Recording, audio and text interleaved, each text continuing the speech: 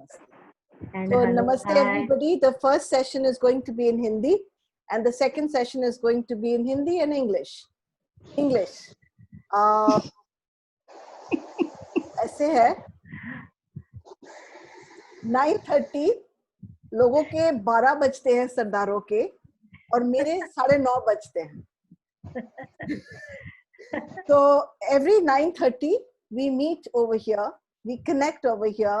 It's a place where friends meet. It's a place that got created by itself.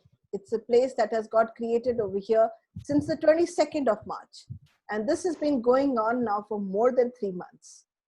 Idea कोई number collect करने का नहीं है. Idea ये है कि आप वहां पे और मैं यहाँ पे हम दिल जोड़ के बात कर सकें. That's all the connections that we form that can take us very far in life. And today I'm going to present to you two speakers, two very strong speakers actually. एक speaker तो कभी बोला ही नहीं है, तो जब बोलेगा तो आप सोचो कि क्या बोलेगा. और दूसरा स्पीकर मेरा फेवरेट है. एक्चुअली तो कहा जाए तो दोनों ही मेरे फेवरेट हैं. नहीं तो वो इकट्ठे एक ही प्लेटफॉर्म पे एक ही टाइम पे, one a very seasoned speaker, one who's speaking for the first time. I really request each one of you to be very kind and very supportive of Usha ji. So namaste Usha ji, thank you for being here. And बहुत shukriya. So Usha ji is somebody who I met about 4 or 5 years back. Thank you so much, Anu. Absolutely quiet. Venus Club है जहाँ पे हम दोनों इकट्ठे members हैं. And ये एक कोने में खड़े हो जाता है. बिल्कुल बात नहीं करते. मतलब इनसे अगर इतना भी कहलाना हो ना कि आपका नाम क्या है, तो it is a very big ritual. सारे दूसरे लोग खड़े होके इनको बोलेंगे उषा जी आप बोलो ना, आप ये बोलो, आप वो बोलो. और ये उनको कुछ नहीं कहती हैं, बड़े प्यार से धीरे से बोलेंगी मैं उषा तिवारी हूँ, मेरा ये गिव है, ये टेक है. और वो करने के लिए इनको काफी वक्त लगा है. I am very, very lucky that she's going to speak with us, and I have a feeling we are going to overshoot, which is what I told Revati already. The topic जिनके ऊपर ये बात कर रही हैं, दिल छू जाने वाला topic है. Something that I feel every man and every woman should hear. बोला ना, जब कोई चुप करके बैठा होता है और वो बोलना शुरू करे, तो उसकी बात में बहुत वजन होता है. चलिए जाके देखते हैं वजन है कि नहीं है. So over to Usha Tiwari ji. Namaste Usha. Namaste. Namaste Anu. Namaste. Usha अपने आप को इंट्रोड्यूस कराएंगी सबको प्लीज. Thank you. हाँ, मैं उषा तिवारी, एक फैशन डिजाइनर, एक कदम और फाउंडेशन एजुकेशन एंड हेल्थ की बोर्ड ऑफ डायरेक्टर हूँ. और मेरा जन्म एमपी ग्वालियर, मध्य प्रदेश ग्वालियर के शिवपुरी में हुआ था. आपके पेरेंट्स के साथ आपका कनेक्शन कैसा था? मतलब यू नो एमपी जैसी जगह से ये बॉम्बे आई, एंड अगर हम एमपी में जाके देखें तो लोग काफी अलग तरीके के होते हैं. बहुत सिंपल होते हैं, बहुत सादे होते हैं कंपेयर टू बॉम्बे आइट्स. तो थोड़ा बताएंगे आपके अपने माँ बाप के साथ रिलेशन कैसा था और वो कैसे थे? मेरी मम्मी पापा बहुत प्यार करते थे मुझसे, और मेरा बचपन जो था बहुत अच्छा बीता. बस लेकिन मैं पढ़ना चाहती थी, तो जब मैं पढ़ने की बात करती थी तो हमेशा यही बोलते थे कि नहीं, तुम्हें तो शादी करना है और शादी करके पराए घर जाना है. अगर मैं बोलती थी कि मुझे पिक्चर देखने जाना है, तो वो कहने लगते कि बोले नहीं, सब जो कुछ करना है वो शादी के बाद. अभी सिर्फ जो पढ़ रही हो वो पढ़ाई करो, और सीधे घर आना, सीधे जाना. एक साथ में पुलिस भी सिपाही साथ में भेजते थे, वो लेने जाने के लिए, छोड़ने आने के लिए, या फिर खुद जाते थे छोड़ने को. और सीधे आना, सीधे जाना, ना कोई फ्रेंड से बातचीत करना. जो भी बात होती थी मैं स्कूल में ही करती थी सारी बातें. वाओ, आपके पिताजी पुलिसमैन थे? जी, सीबीआई ऑफिसर थे. इसीलिए वो आपके साथ पुलिस का आदमी भेजते थे. तो दूसरे लोग कैसे रिएक्ट करते थे आपको देख के कि आप पुलिस आदमी के साथ आ रही हैं? हमेशा आपके साथ कोई सिपाही रहता है तो बॉडीगार्ड. सब लोग जो भी क्लास के बॉयज गर्ल्स होते थे सब बोलते थे ये देखो बॉडीगार्ड आ गया, इसका उषा का बॉडीगार्ड, इसको लेने आ गया, इसको छेड़ने जा रहा है। तो हमेशा ऐसे ही सब लोग कमेंट्स करते थे मुझे। तो मैं आके बोलती थी पापा मैं अकेले आ सकती हूँ, आप क्यों ऐसा भेजते हो, मैं जा सकती हूँ। काफी दूर था स्कूल मेरा, लेकिन फिर भी मैं जा सकती थी, आ सकती थी। लेकिन उनको नहीं था ऐसा उषा कि जी, नहीं। आपके मम्मी पापा ने एक चीज आप बार बार पूछती थी अपने मम्मी पापा को, और वो ये थी कि किसी के साथ शादी क्यों कर देते हैं? याद है आपको?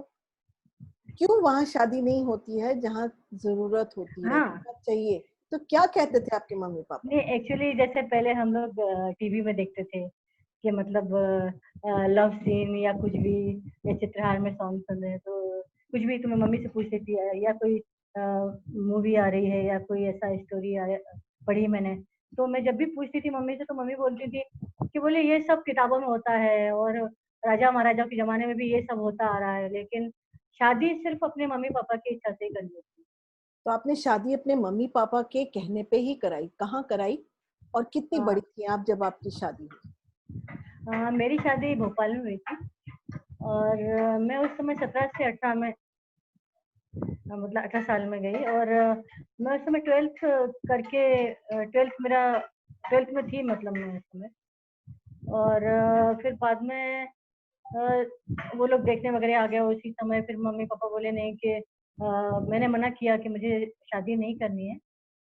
तो पापा बोलते हैं कि नहीं अभी रेलवे में ऑफिसर है लड़का और ये है वो है, तो बाद में मिलता नहीं है, तो शादी तो तुम्हें करना पड़ेगी और मैं जो बोलूँगा उसी से ही करना पड़ेगा। तो एक्चुअली मुझे बताया था पापा ने कि मतलब उसको सर पे बाल नहीं है, ये है वो है। तो थोड़ा मुझे मन में लगा, फिर भी मैंने जब पापा ने बहुत बोला और जब भी वो लड़का देखने जा भी रहे थे मतलब पक्का करने के लिए जा रहे थे उनसे मतलब, तो मैंने उनको तब भी यही बोला, गौर से प्रे करती रही कि नहीं हो नहीं हो, लेकिन जब होना होती है तो हो ही जाती है। राइट। तो आपकी जिस दिन शादी हुई तो एक बहुत बड़ी चीज आपके साथ हुई थी। जिस दिन शादी हुई आप सिर्फ उस दिन 17-18 साल की थी, जी और आपने मुझे बताया कि जब कार में आप बैठे तो क्या हुआ था, लोगों को बताएंगे प्लीज? हाँ, एक्चुअली जब मेरी शादी हुई तो और मैं मेरी विदाई होने वाली थी, तो Can we all support her, guys? Because this is not easy for her. Yeah? बोलिए उषा जी, आज बोल दीजिए प्लीज। तो जैसे हम लोगों में विदा होती है तो कार में बिठा देते हैं, भाई भाई विदा करता है और कार में बिठा के आता है। और उसके बाद फिर कार वापस आती है, फिर से विदाई होके और फिर बिठाते हैं कार में। 2 बार होता है, 2 राउंड लगाते हैं ऐसे थोड़ा चल के आगे। तो वो बोलते हैं गोना और ये क्या क्या होता है पता नहीं। तो वो सब हुआ, उसके बाद कार एक्चुअली मुझे बुरहानपुर से भोपाल जाना था, तो मैं बुरहानपुर से भोपाल गई। रास्ते में ही फिर जैसे ही बुरहानपुर निकला तो मेरे हस्बैंड ने वो क्या जो सेहरा पहने होते हैं ना हम्म। शादी में, हम्म। शादी में सेहरा पहने होते हैं, तो वो सेहरा कार के पीछे रखा उन्होंने हम्म। उतार कर। और मतलब मेरे क्या ब्लाउज की जैक टच किया, तो मैं थोड़ा सा मतलब शॉक हो गई कि मतलब जैसे कोई फिल्मों में नहीं वो सीन दिखाते हैं क्या, जैसे कोई इज्जत लूट रहा है किसी कोई जिसके सर पे बाल नहीं है और वो जबरदस्ती करता है। तो मुझे उससे कहा बार बार मेरी साड़ी को हाथ लगाना, बार बार अंदर हाथ लगाना। तो मुझे ऐसा महसूस हुआ, फिर उन्होंने मुझे समझाया। नहीं फिर क्या हुआ, जब उन्होंने मुझे ऐसा किया तो मैंने गलती से एक चांटा जड़ दिया उनको। तो ये तो हो सकता है, मुझे कभी कभी ऐसा लगता है कि मैंने ये चीज ऐसा की तो शायद कहीं ऐसा ना हो कि मुझे लाइफ टाइम इसीलिए इन्होंने मेरे साथ ऐसा किया जो मुझे मारते रहे, तो हो सकता है उसकी वजह से तो ऐसा ये किया। सवाल आप सब लोगों के लिए है, सब लोग जो वॉच कर रहे हैं। एक लड़की जिसको बिल्कुल कभी छोड़ा नहीं जाता, कभी उसे सिनेमा हॉल तक अकेले नहीं जाने दिया जाता, अकेले उसको स्कूल तक सिपाही छोड़ने जाता है, ऐसी लड़की जिसको कभी किसी ने हाथ नहीं लगाया, सेक्स के बारे में तो हम बात ही नहीं करते हैं, क्योंकि लड़कियों को ये एजुकेशन तो दी नहीं जाती। और वो लड़की कार में बैठती है उस इंसान के साथ जिसके साथ उसने शायद 10 मिनट भी बात नहीं करी है, and he is trying to touch her because he is her husband. तो उसे कैसे महसूस होना चाहिए? आप फटाफट अपनी चैट्स में डालिए, हम बाद में पढ़ेंगे। आगे सुनते हैं कि उषा जी ने क्या किया आगे, क्योंकि उषा जी ने उस दिन उसको एक जबरदस्त चांटा लगा दिया, और वो चांटे की वजह से उनको लगता है शायद उनकी सारी जिंदगी खराब हो गई। तो उषा जी आगे क्या हुआ? तो आगे मतलब मैं जैसे शादी मेरा मेरा जो जो फर्स्ट नाइट थी, तो फर्स्ट नाइट में लोग अच्छी अच्छी बातें करते हैं। मैंने सुना था ऐसा, मेरी फ्रेंड्स आती थी कि काफी अच्छी अच्छी बातें करते हैं और ये, लेकिन उन्होंने मुझसे बोला कि मतलब ऐसा है कि जो मेरी मम्मी बोले वही तुम करना, जैसा मेरे घर में कहा कहें। तो मैंने कहा वो तो करते हैं, अभी मम्मी मेरे घर में मम्मी पापा के पास थी तो जो मेरी मम्मी पापा बोलते थे मैं वो करती थी। अभी मैं यहाँ आई हूँ तो जहाँ ये पर हूँ, जो लोग जो वो बोलेंगे मैं वही करूँगी। बिल्कुल। हाँ, तो मैंने सब चीज के लिए हाँ बोली, लेकिन जब उन्होंने ये बोला कि अगर मेरी मम्मी बोले कुआं में गिरो तो कुआं में हाँ कह देना, उन्होंने ये बोला, तो मैं सटक गई, दिमाग मेरा एकदम सटक गया। मैंने कहा अगर सही में उन्होंने कह दिया कि कुआं में गिरो तो मेरा क्या होगा? और उनके घर में कुआं था, एक्चुअली उनके घर में कुआं था अंदर। वाओ। मैं इसलिए डर गई कि मैं कहीं ऐसा ना हो कि उन्होंने कह दिया गलती से कभी भी कि नेहा कुआं में गिरो तो मेरा क्या होगा? बिल्कुल। तो नाम मैं भी बदल दिया गया था आपका, आपका नाम उषा से नेहा। हाँ नेहा, क्योंकि मेरे हस्बैंड का नाम निरुपम था एक्चुअली, तो मेरा नाम नेहा हो गया था। उन वेरी। लोग मेरे सास ससुर ने नेहा नाम रखा था। तो आपने कहा कि मारपीट थी इस शादी में। नहीं वो तो मतलब बच्चा होने के बाद से, जैसे मतलब शादी को 9 मंथ हुए और मैं प्रेग्नेंट थी, फिर बेटे को लेके आई हूँ तो तभी से मतलब फिर शुरू हो गया था उनका। और वो किस बात से वो मुझे मुझे आज तक समझ में नहीं आया है कि क्यों वो ऐसा करते थे और क्या क्या वजह करते थे थी। एग्जैक्टली उषा? तो एक्चुअली जब मैं मेरे बेटे को लेकर आ रही थी तो रास्ते में वो अपना क्या इटारसी में है, उनकी पोस्टिंग थी। तो इटारसी में ही उन्होंने बोला कि मैं ऑफिस कर लूंगा अपना हाफ डे, उसके बाद हम भोपाल जाएंगे। तो मैं बुरहानपुर से हम लोग इटारसी आए और उन्होंने अपने फ्रेंड के यहाँ हमको रखा। तो वहाँ क्या कहते, जब उन्होंने मुझे वहाँ रखा, फिर उस शाम को जब ऑफिस से आए तो वो बोले चलो आज हम यहीं रुकेंगे, आज आज नहीं जाते इटारसी, तो तुम्हें मैं अपना घर दिखाता हूँ, जहाँ जो मेरा क्वार्टर है वो दिखाता हूँ तुम्हें। तो हम लोग फिर वो जो उनकी उनकी बेटी भी थी, जिनके यहाँ हम रुके थे ना, उनकी बेटी भी थी साथ में हमारे। तो हम वहाँ उनका घर देखने गए, वहाँ तो अच्छे से बातचीत की उन्होंने, सब कुछ अच्छा था। तो क्या कहते, फिर हम वापस जब आ रहे थे ना, तो आते से पता नहीं क्या बात हुई, ऐसी हुई, उन्होंने बताया भी नहीं कि किस बात से वो नाराज हुए मुझसे, क्यों हुआ। और उन्होंने दूसरे के घर में ही जहाँ हम रुके थे वहीं उन्होंने मुझे इतना मारा कि मुझे समझ में ही नहीं आया। मैंने कहा क्या बात हो गई, बात क्या है, मुझे बताओ तो सही। कुछ नहीं, बस मारते गए। उसके बाद मैंने बोला अच्छा तो फिर मैं जाती हूँ वापस बुरहानपुर, बुरहानपुर से आई तो वापस जाती हूँ मैं अपने घर, मम्मी पापा के पास। तो फिर पैरों में गिरने लगे, रोने लगे, गिड़ाने लगे। मैंने जैसे सूटकेस उठाया तो बोले नहीं ऐसा मत करो, मैं तो बहुत प्यार करता हूँ, हाँ और ये वो दुनिया भर का। तो कम से कम मतलब 1 घंटा तो पहले ये हुआ, और ये बहुत रात की बात है उस समय। और वो लोग कुछ नहीं कर रहे, जिनके हम रुके थे उन्होंने बचाया तक नहीं, मुझे पता कुछ भी नहीं, वो कुछ बोले भी नहीं। इस तरह के लोग थे वो, तो जहाँ ये रुके थे। दूसरा सवाल है आप लोगों के लिए। क्या आप लोग किसी की मदद करते हैं जब आप किसी की चीखें सुनाई देती हैं आपको, कि आप भी दुबक के अंदर बैठ जाते हैं अपने अपने घरों में और ऐसे बिहेव करते हैं जैसे कि कुछ हुआ ही नहीं? Please write down in the chat whatever comes to you. Please do write in the chat, we will look at it later. Usha ji, आपने पढ़ाई करनी थी, जी ये सारे सर्कमस्टांसेस में जी आपने सिर्फ 12वीं कंप्लीट करी थी, जी। लेकिन आपने अपनी पढ़ाई कंप्लीट करी तो कैसे करी, ये समझाइए हमें। तो मैं मेरे हस्बैंड से कहती थी कि मुझे पढ़ना है आगे, तो मेरा एडमिशन करा दो। और भोपाल से ही कर लेती हूँ। तो उनकी पोस्टिंग इटारसी में थी, तो मैंने बोला अगर ऐसा आप नहीं भोपाल कर पाते तो इटारसी करवा दीजिएगा एडमिशन, तो मैं मतलब प्राइवेट कर लूँगी और क्या बोलते हैं, लेकिन मेरा फॉर्म भर दो। तो उन्होंने मेरा फॉर्म तो भर दिया और एग्ज़ाम के कल मेरा एग्ज़ाम है और आज मुझे जाना है। तो आज रात को पता नहीं क्या बात ऐसी हो गई, खाना बनाते खाते समय खा तो लिया सबने अच्छे से, उसके बाद मालूम ही नहीं कि मुझे कि क्या बात हुई। और मुझे उन्होंने इतना मतलब मारा किस बात से, क्योंकि हम लोग सब जॉइंट थे, मेरे घर में 7 लोग थे, मतलब 7 लोगों का खाना मैं ही बनाती थी। मुझे क्योंकि मैंने शादी के पहले कभी कोई काम नहीं किया था, तो मुझे बहुत इंटरेस्ट था किचन में काम करने में। मैं सबको कह देती थी, मेरी सासू कह देती थी आप भी आराम से बैठो, मैं कर लूंगी सब, मुझे बहुत अच्छा लगता है किचन में काम करना। तो मतलब मैं अपना काम करके और पता नहीं क्या आपस में क्या बात हुई और बस शुरू हो गए, और वहीं मेरे रूम में आकर मुझे मारने लगे। तो मेरे सर में इतने वो जो हो जाते हैं ना, वो उठे उठे घूम रहे से, जिन उठ जाते हैं, दर्द होता है, तो वो मेरे हो गए। तो फिर मैं दूसरे दिन एग्जाम देने कैसे जाती, तो बहुत इतनी तकलीफ थी मुझे।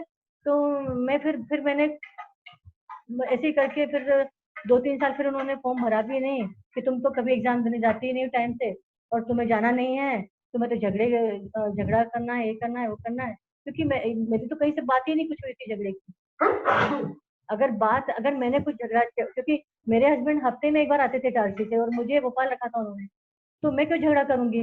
मुझे तो बहुत खुशी होती थी, तैयार होकर बैठती थी मैं कि मेरे हस्बैंड आने वाले हैं, और मैं वेट करती थी सैटरडे संडे, उनका सैटरडे को राह देखती थी कि वो आने वाले हैं, तो मैं क्यों झगड़ा करूंगी। तो ऐसे करके फिर मैंने मेरे पापा बच्चे मेरे जब बड़े हो गए, मेरी बेटी भी 3 साल की हो गई, तो स्कूल जाने लगी, तो उसके बाद मैंने सोचा मेरे पापा को मैं कॉल करूं कि मतलब 2 महीने की छुट्टी में आप मेरा फॉर्म भर दो, तो मैं सारी तैयारी कर लूंगी, आप मेरे लिए गाइड्स वगैरह लेके रखना, मैं नोट्स सब तैयार कर लूंगी, बस आप मेरा फॉर्म भर दो, मैंने पापा से बोला। तो मेरे पापा बोले हाँ ठीक है, बोले मैं भर दूंगा, क्योंकि छुट्टियां बच्चों की अप्रैल मई में लगती हैं, अप्रैल मई जून 3 महीने छुट्टी होती थी पहले बच्चों की, क्योंकि मार्च में एग्जाम हो जाते थे केवी केंद्रीय विद्यालय के। तो 3 महीने की छुट्टी में फिर मतलब ये लोग इनको लेके मैं गई और मैंने वहाँ सारी तैयारी की, नोट्स बनाए, इकोनॉमिक्स लिया था मैंने, इकोनॉमिक्स से हिंदी लिटरेचर, और एक subject home science foundation English वगैरह रहता था, तो वो तो मैं पासिंग मार्क्स तैयारी कर लेती थी, तो इतना हो जाता था मुझे। क्योंकि हम लोगों के टाइम में इतना सब नहीं था, अब थोड़ा बहुत कोटेशंस हो गए। हाँ, जब करने की राह हो तो आप कुछ भी कर सकते हैं। ये वो तो है। किसी की भी बेटी नहीं थी, ये पुलिस इंस्पेक्टर की बेटी थी और उसके साथ ये हुआ। उसके बाद इन्होंने अपनी पढ़ाई खत्म करी और फैशन डिजाइनिंग भी करी बाद में। Can you imagine that she who was just 12th standard pass, who had never been out of the house, carried herself with grace and was able to complete all this. Usha जी, थोड़ा सा बताइए कि आपके बच्चे कितने हैं? मुझे 3 बच्चे हैं, 2 बेटे 1 बेटी। मेरा बड़ा बेटा इलेक्ट्रिकल इंजीनियर है और बेटी मेरी मार्केटिंग मैनेजर है, और छोटा बेटा है वो एमबीए कर रहा है post management. Please note, all of them are highly educated, and that grace goes to Usha Tiwari for creating all that. Usha जी बताइए कि आप बॉम्बे कैसे आए? तो एक्चुअली मतलब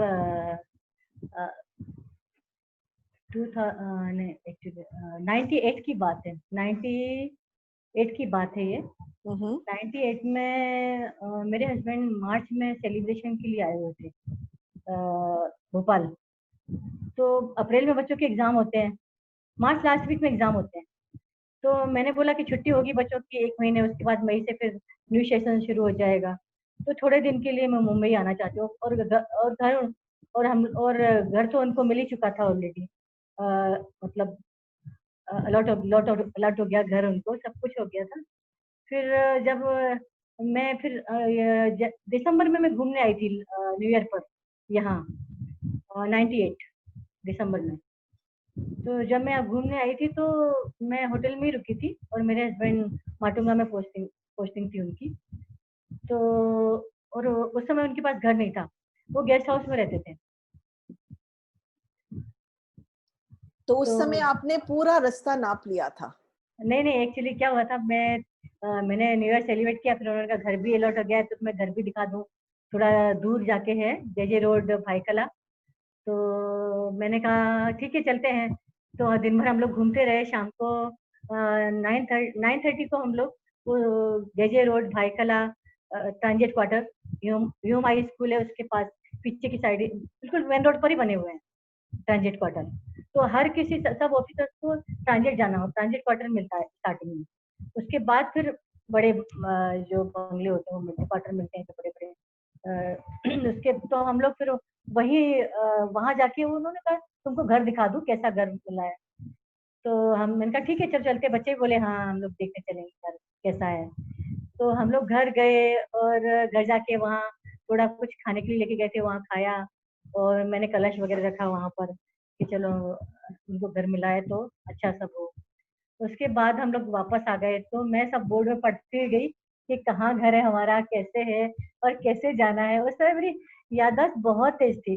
अगर मैंने एक बार कोई चीज देख ली तो मैं उस जगह पे दोबारा जाऊंगी, कितने भी साल बाद जाऊं मैं पहुंच जाती थी उस जगह पे।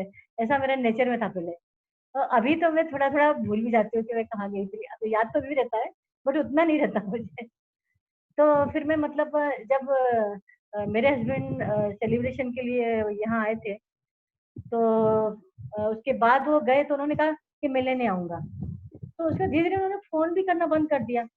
और लेने आने तो दूर रहा, उन्होंने एक बार भी नहीं बोला कि मैं आने वाला हूँ, कि क्या है, कुछ फोन नहीं, कुछ कॉल, मतलब कुछ भी नहीं, कुछ खबर नहीं।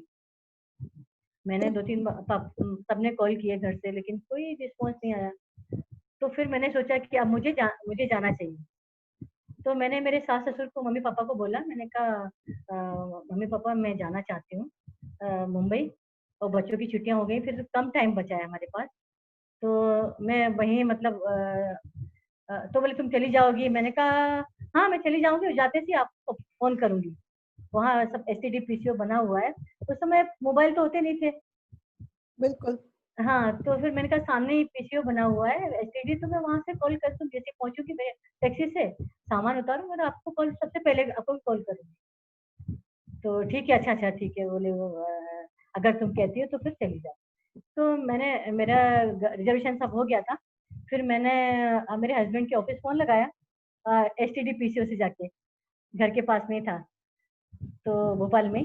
तो मैंने उनसे बोला, मैंने कहा कि हाँ उन्होंने, वो तो ऑफिस में थे नहीं, लेकिन जो जिसने फोन उठाया मैंने उसको बोला कि मैंने कहा साहब को बोल देना कि मैडम फैमिली आपकी मुंबई आ रही है तो वो लेने आ जाए। आप तो जब मैंने स्टेशन पे पहुंची, क्या आपके हस्बैंड वहां खड़े थे? नहीं थे वो। और तो मैं एक आप वहां से फिर अपने क्वार्टर्स कैसे पहुंची? तो मैं मतलब फिर क्या कहते हैं, जैसे 1 घंटा मैंने वेट किया और वो नहीं आए। तो फिर मैंने टैक्सी की और सारा सामान जो मैं लेके आई थी, बर्तन वगैरह सब, क्योंकि मैंने कहा खाएंगे क्या, रोज रोज बाहर खाना अच्छा नहीं है और वहां जब रहना ही है जाके तो फिर सामान लेना तो थोड़ा थोड़ा सामान में सब रख के ऐसे ही थोड़ा बना खा सके। तो उतना कुकर वगैरह सब चीजें मैं रख के और थोड़े बच्चों के सारे कपड़े रख के थोड़े थोड़े करके तो सब। आप सबके लिए ये समझना जरूरी है, a lady who has never got out of her house, she reached from Bhopal to Mumbai and to her quarters, and her husband met her there. But imagine कीजिए, आप लोग जो अपने अपने घरों में बैठ के डरते हैं एक डिसीजन लेने के लिए, जहां इन्होंने ठान ली, तो ये वहां पहुंची हैं। और वहां पहुंच के she actually reached with all her luggage, because ये वहां पे सिर्फ मिलने नहीं आई थी, रहने आई थी, अपने बर्तन भी उठा के लाई थी ये। और वाह। तीनों बच्चों को लेके, और तीनों बच्चों तीनों को ले। बच्चों, और सबसे छोटा बच्चा सिर्फ 6 महीने का था उस टाइम, हाँ समय। सिर्फ 6 महीने का था। उषा, उसके बाद कुछ तमाशे कम हुए? हाँ मतलब जैसे अभी, जैसे मैं पहुंची तो मैंने देखा लॉक लगा हुआ है। तो मैं क्या कहते सामने वालों से पूछा। मैंने कहा कि मिस्टर तिवारी के ये जो सामने रहते हैं लॉक लगा हुआ है। तो बोले आप उनकी फैमिली है, आप वाइफ है उनकी? मैं कहा तो बोले वो तो आपको लेने गए हैं। तो मैंने कहा मैं तो वेट कर रही थी लेकिन मुझे स्टेशन पे दिखे नहीं, हम लोग तो 1 घंटा थे। तो बोले आने ही वाले होंगे फिर। तो थोड़ी देर में वो आ गए थे। फिर उसके बाद घर में सामान मैंने रखा, कि घर में सामान रखते सी बोलते हैं, और चिल्लाने लगे, गुस्सा करने लगे। तो फिर मैंने लिफ्ट में जाके, जब उनको ऑफिस जाना था ना, ऑफिस का टाइम गया था, तो मैंने लिफ्ट में जाके उनको कान पकड़ के सॉरी बोला, और फिर किसिंग किया उनको लिफ्ट में किसिंग किया, और मैं वापस उधर अपने रूम में आ गई। फिर बाद में देखती हूँ, मैं घबरा रही थी, इतने टेंशन में थी, पता नहीं क्या शाम को आएंगे तो कहीं ऐसा ना हो कि गुस्से में पता नहीं क्या क्या बोले। और लेकिन फिर शाम को जब वो आए ऑफिस से, तो इतना बड़ा चाकू लेके आए और नारियल और एक हीटर, और मतलब कप प्लेट, सारी चीजें, मतलब जो काम की, चाय वाय पीने की और चाय बनाने की सब चीजें, तो तो वो क्या सब। लड़ाई होनी बंद हो गई उसके बाद? तो उसके बाद 2-3 महीने अच्छा चला हम लोगों का, मतलब जैसे मैं नई नई आई थी तो 3 महीने तक अच्छा रहा। फिर उनका बड़ौदा ट्रेनिंग जाने का आ गया, तो बड़ौदा ट्रेनिंग चले गए वो। उसके बाद दो दो बार ट्रेनिंग में, 1 महीने की ट्रेनिंग रहती है, तो 2 बार तो वो आए, तीसरी बार वो मतलब आए ही नहीं। चौथी बार बोले कि अब मेरी क्या पार्टी है, तो मैं नहीं, नहीं कुछ बोला नहीं उन्होंने। बाद में बताया था कि हाँ, जब आए थे तो बताया था कि मेरी पार्टी रहेगी, जब लास्ट रहेगा मंथ तो मेरी पार्टी रहेगी, सब लोग गेट टुगेदर करेंगे, मतलब सेलिब्रेशन करेंगे। तो वहीं फिर कोई डॉक्टर को उनको शॉपिंग करानी थी, और उसके साथ सेलिब्रेशन करना, जो कुछ भी था, तो वो उसके कहने पे वहीं रुक गए थे होटल में। उषा जी, आप कितने साल रही इस रिलेशनशिप में जहाँ मार धाड़ पिटाई हर रोज का मैं 20 साल तक रही हूँ। काम? क्या क्या एक्सक्यूजेस दिए आपने उस 20 साल में कि आप क्यों रहेंगी? 20 साल में मतलब सब वैसे, मतलब अगर जैसे हम लोगों की लाइफ दोनों की है, दो है लाइफ में, तो अच्छा चलता था।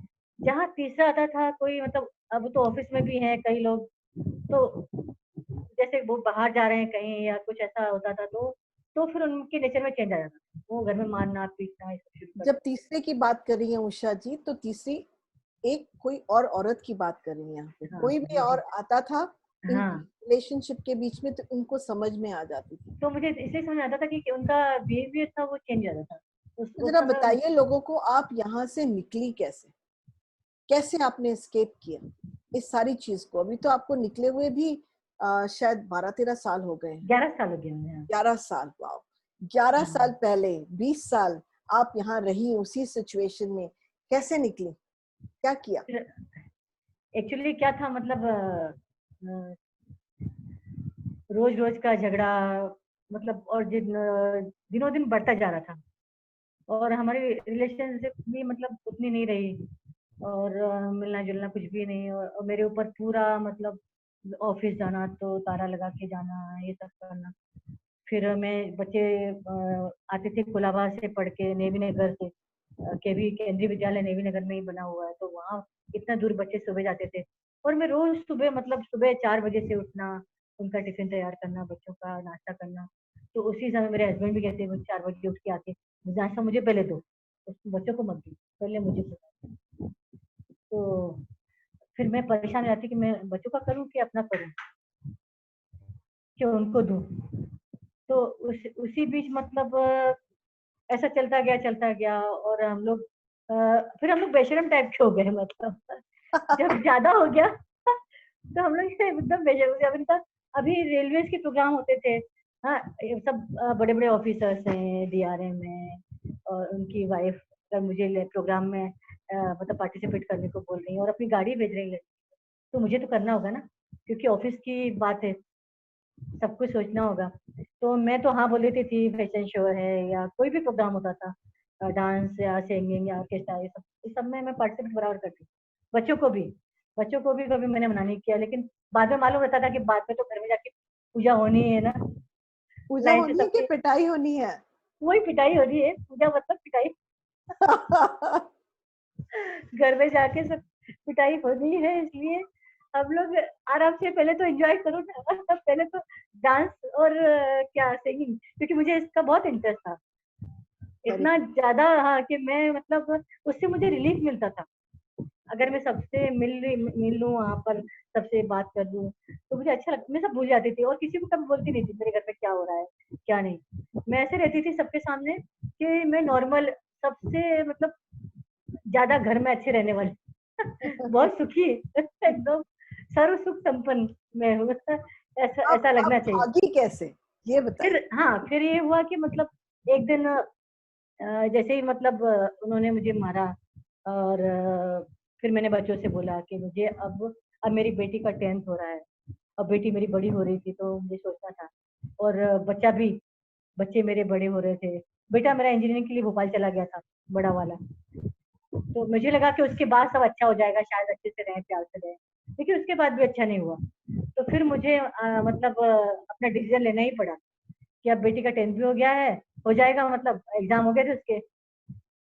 तो मैं वहां से फिर निकलने की सोचा, मैंने बच्चों से बात की, मैंने कहा कि मैं क्या करूं, मैं डिसीजन लेना चाहती हूँ। तो बोले आप तो नहीं ले पाओगी, आप कब से कहते हो कि मैं ऐसा करूंगी, मैं ये करूंगी वो करूंगी, आप कुछ नहीं कर पाओगे। तो मैंने इन लोगों से फिर कुछ नहीं बोला, बच्चों से मैंने कहा तुम रह लोगे? बोले हाँ, आप मेरी फिक्र, हम लोगों की फिक्र मत करो। जैसे ही मेरे कजिन की शादी थी इन लोगों की, मतलब मेरी ननद के बेटे की शादी थी, तो इन लोगों को जाना था वहाँ शादी में। तो शादी में जाने के लिए इन्होंने बोला कि मम्मी बाद में हम लोग आ जाएंगे वहाँ वृंदावन, क्योंकि मुझे पता नहीं था कि मैं मुंबई आऊंगी, मुझे बिल्कुल नहीं मालूम था। मुझे तो ये मालूम था कि मतलब मुझे दिल्ली में शिफ्ट हो जाना है, क्योंकि पापा मम्मी वृंदावन में है, तो वृंदावन में फैशन डिजाइनिंग का कुछ है नहीं है, तो मैं वहीं अपना बुटीक वगैरह खोलूंगी या फिर किसी के साथ काम करूंगी। तो इन्होंने 85% लेके सेकंड टाइम पूरा पोर्टफोलियो बना के शी हाँ, पास इन फैशन डिजाइनिंग गाइस। तो फर्स्ट सेकंड टाइम टाइम, क्योंकि फर्स्ट हाँ, टाइम इनका पोर्टफोलियो जो है वो गाड़ी में रह गया था, और टैक्सी वैसे में, भी हाँ, इनकी बुक्स जला दी जाती थी, इनको धमकियां दी जाती थी कि आपके बाल काट दिए जाएंगे आप अगर ज्यादा पढ़ोगे। तो हर चीज में इन्होंने अपने आप को खींच के लेके गई हैं। एक मेड जिसने इसकी हेल्प करी और टैक्सी खड़ी करी, ये अपना सामान लेके वहां से सीधा वृंदावन। वॉकिंग करने हाँ जी। अब वॉकिंग करने के लिए निकली। लोगों को कह के ये निकली कि मैं वॉक करने जा रही हूँ, और पहुंची ये सीधा वृंदावन। वृंदावन से ये वापस 1 महीने के बाद आई, अपने बच्चों को लिया और इन्होंने अपना घर बनाया। गाइस, लास्ट 11 साल से ये 3 बिजनेसेस चला रही हैं, 3 बिजनेसेस चला रही हैं, और इनको अवार्ड्स भी मिले हैं। बट उषा जी, आप मुझे ये बताइए कि जी जिंदगी में आपको गाना और डांस का बहुत शौक था, जी अवार्ड भी मिला आपको उसमें। जी हाँ, फैशन शो में मिला था मुझे अवार्ड। वाह। मैं हाँ, लास्ट में आप सबको फोटोज दिखाऊंगी, इनके बच्चों की भी और इनकी भी। पर उषा जी, क्या आप हमारे लिए एक गाना गा सकती हैं? आप कहती हैं तो मैं गा दूंगी। थैंक यू जी, बहुत शुक्रिया। Can we all support her guys? Can we all support her? Just put down in the chat, 1 minute.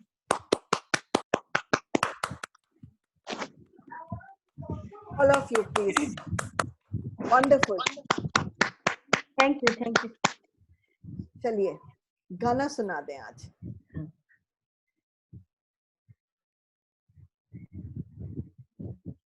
हमें तुमसे प्यार कितना, ये हम नहीं जानते,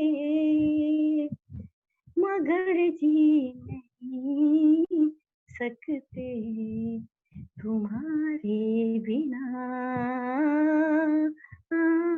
हमें तुमसे प्यार कितना, ये हम नहीं जानते, मगर हम जी नहीं सकते तुम्हारे बिना।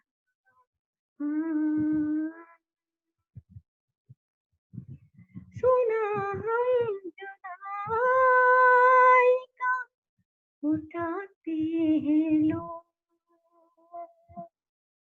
सुना गम जुदाई का उठाते हैं लोग, जाने जिंदगी कैसे बिताते हैं लोग, दिन भी यहाँ तो लगे बरस के समान, ये दिल बेकरार कितना ये हम नहीं जानते, मगर जी नहीं सकते तुम्हारे बिना।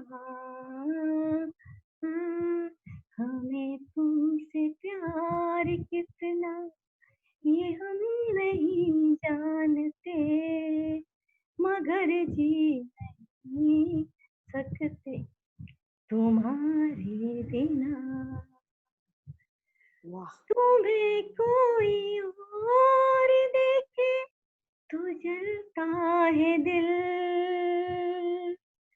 तुम्हें कोई और देखे तो जलता है दिल, बड़ी मुश्किलों से फिर संभलता है दिल, क्या क्या जतन करते हैं तुम्हें क्या पता। वाओ, वेरी गुड, और भी बात तारीफ होना चाहिए। थैंक यू सो मच अनु। सब जो सुन रहे हैं आपको, आपका सबके लिए कोई मैसेज है? क्योंकि काफी ऐसी लड़कियां हैं आज भी पढ़ी लिखी। तो हाँ, मैं ये कहना चाहूंगी कि जब आप प्रिपेयर रहते किसी चीज के लिए कि आपको ये करना है, जब तक आप सोचते रहोगे तब तक कुछ नहीं होगा, और मरना नहीं है पहली चीज। एक बार फिर से हाँ, यही एक बार फिर से धीरे धीरे बोलिए। हाँ, क्योंकि बहुत सारे लोग हैं जो इस टाइम जान लेने की सोच रहे हैं, एकदम धीरे धीरे बोलिएगा प्लीज। देखो, हमको सुसाइड नहीं करना है और हमको जीना है लाइफ में। मनुष्य जीवन बहुत मुश्किल से मिलता है, तो इसको व्यर्थ नहीं गंवाना है, कुछ करना है लाइफ में। बच्चों के लिए जीना है, फ्रेंड्स के लिए जीना है, फैमिली के लिए, सबके लिए जीना है, और कोई किसी के काम नहीं आता है। Thank you. सिर्फ आपका अपना जो है आपके साथ है, वही आपके काम है, और कोई नहीं आता। जैसे ही आप आगे बढ़ते हैं लाइफ में और बढ़ते जाते हैं, और गेट खुलते जाते हैं, आपके दरवाजे खुलते जाते हैं, रास्ता रुकता नहीं है फिर। और जब तक नहीं सोचते हैं, सोचते रहते हैं अब हम कल करेंगे, परसों करेंगे, या 1 घंटे बाद करेंगे, तो वो काम कभी नहीं होता। तुरंत कर लो, अगर मन में जो काम करने की है वो तुरंत करो।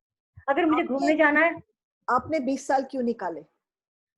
उस समय मैं एकदम बच्चे जैसी थी, मैं झूठ क्यों बोलूं, मुझे कुछ समझ में नहीं आता था कि मुझे क्यों ऐसा हो रहा है, कैसे हो रहा है, और मुझे क्या करना है।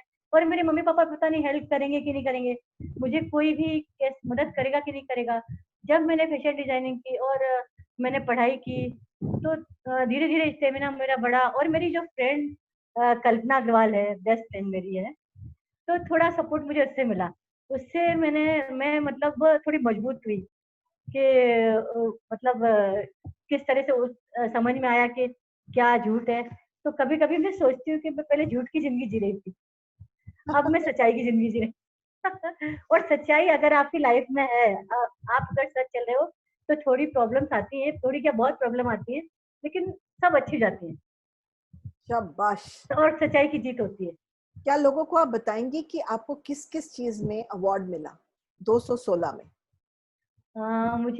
मैं एक्चुअली वुमेन्स डे था उस दिन, तो पार्टिसिपेट करना था। तो मेरी बेटी बोली कि मम्मी आप भी अपना नाम दे दो। तो मैंने कहा काफ़ी टाइम हो गया है, 2009 से लेके तो 2015 तक, मतलब ये 16 आ गया, तो अभी मैं कैसे पार्टिसिपेट कर सकती हूँ। कितने समय से मैंने गाना नहीं गाया है, और कितने टाइम से मैं रैंप पे चली भी नहीं हूँ, और कोई शो वगैरह नहीं किया, तो काफी टाइम हो गया। This is the lady who walked on the ramp, guys. तो मैंने कहा मैं कैसे करूंगी, क्या करूंगी।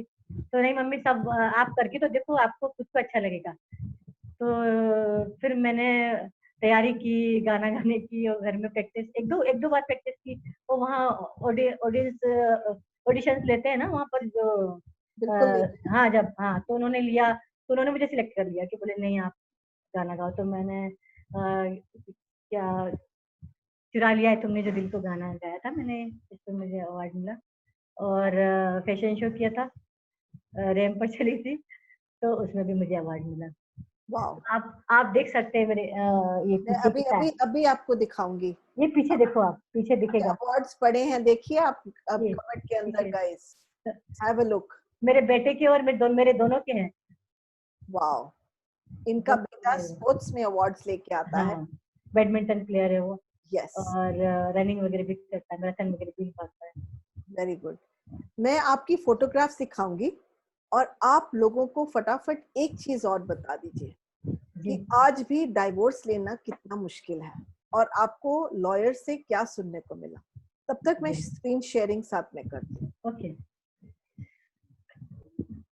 एक्चुअली सबके कहने पर मैंने सोचा, और बच्चों के बच्चों बच्चों को थोड़ा सा हेल्प मिल जाएगी, अगर उसके पापा कुछ देते नहीं थे पहले बच्चों को, तो मैंने सोचा चलो मैं केस करूं कि शायद कुछ मेंटेनेंस वगैरह, सबने बोला मेंटेनेंस मिल जाएगा तो बच्चों की पढ़ाई के काम आएगा, क्योंकि उतने पैसे से होता नहीं था।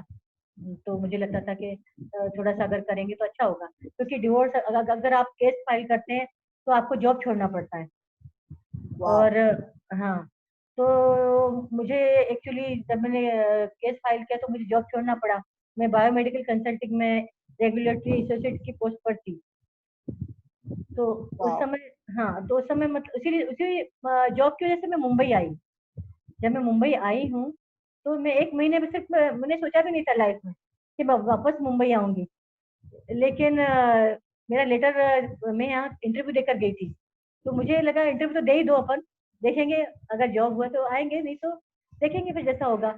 लेकिन मेरा 1 महीने बाद, मैंने मम्मी डैडी की सेवा करने के बाद 1 महीने मुझे कॉल लेटर आया कि मतलब मेरा जॉब यहाँ हो गया है। फिर मैं सडनली यहाँ आ गई, और आके मेरे कजिन भाभी भैया हैं, मेरे मौसी के बेटा बेटी, तो उनके पास में बेटा बहू, उनके पास में रुकी 10 दिन, और वहीं मैंने सारा अपना इंतजाम किया, और घर वगैरह रेंट पर लिया, और उसके बाद सारा अरेंज किया, सामान पूरा घर का, खाने पीने का, बर्तन, ये सब चीजें, और फ्रिज वगैरह सब, बेड पूरा सब कर लिया।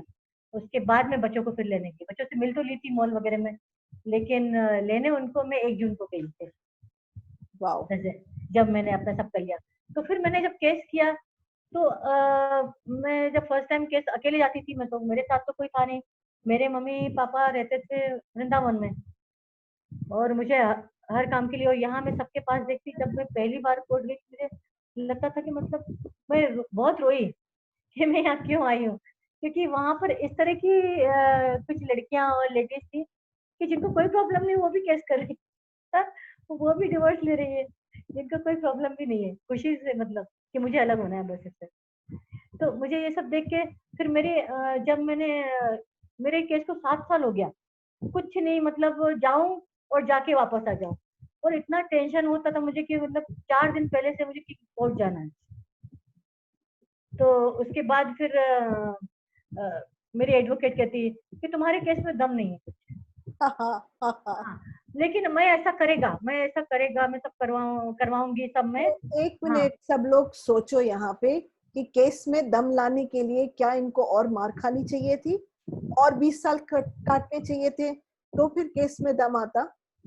तो केस में दम तो एडवोकेट लाता है ना भाई, केस में दम तो एडवोकेट लेके आती है। वेरी गुड, अगर मैं ही लेके आती दम केस में, मतलब तो फिर मैं ही केस लड़ लेती ना, मैं एडवोकेट क्यों करती। शाबाश ये आपको। सोचने की बात, मैंने बोला ये बात उनको, तो कुछ नहीं बोली, और उसके बाद फिर क्या 6 7 7 साल चला, फिर मैंने बंद किया। फिर कुछ समय के बाद मैंने फिर मेरे भाई ने बोला कि नहीं, कोई अच्छी एडवोकेट करो जो मतलब डिवोर्स का हो सके, ये वो, अगर वो डिवोर्स नहीं होगा तो तुम आगे कभी लाइफ में सोचोगी भी तो भी शादी नहीं कर सकती जैसे, तो मतलब कुछ भी नहीं हो सकता है तुम अगर सोचना चाहोगी तब बाद में, फिर बाद में लगता है अकेलापन, अभी तो नहीं लगेगा तुमको, लेकिन बाद में सोचोगी। तो फिर मैंने केस फाइल करने के लिए मैंने एक एडवोकेट को, दूसरे एडवोकेट को की, तो वो भी यही बोलती थी कि केस में दम नहीं।